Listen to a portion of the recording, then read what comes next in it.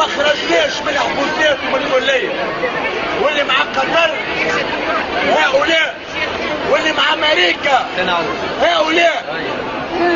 لذا الزملاء قولوا لبعضكم اللي لا مجال انك تكون محارب، اختار بين اثنين، بين تجار الدين وبين الرجعيين واللي يوظفوا في آيات قرآنية لخدمة مصالح سياسية ضيقة.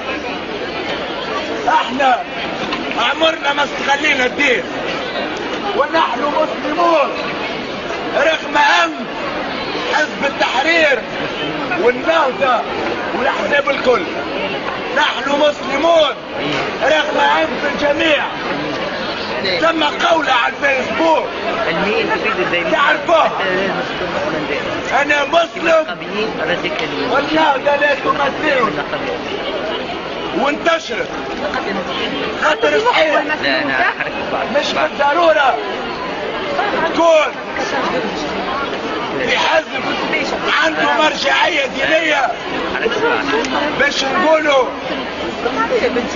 بلاد مسلم ولا مش مسلم.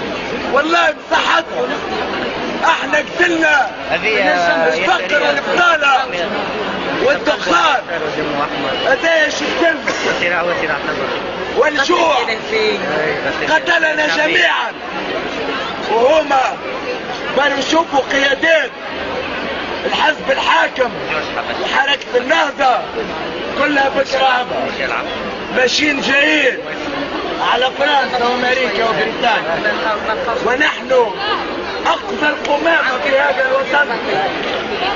قعفور وقابس وفيشة اشرف من الامريكان ومن دار البيضاء اللي يمشي لها الغنوشي كل يوم. اتحاد طلبة منظمة مستقلة ماهيش تابعة الحزب الحاكم، ونحن نقولوا اللي المعارضة ماهيش في السلطة والسلطة ماهيش في المعارضة. يحبوا يرجعوا للجدية وهما شادين الحكم. كيفاش تجي كيفاش تجي منظمة نقابية موالية للسلطة كي قبل كما في عهد بن علي؟ اغبياء يحبوا يدخلونا في متاهات اخرى، معارضة في السلطة والسلطة في المعارضة، ولا ثم لا رقابة لا شيء. اغبياء اغبياء اغبياء.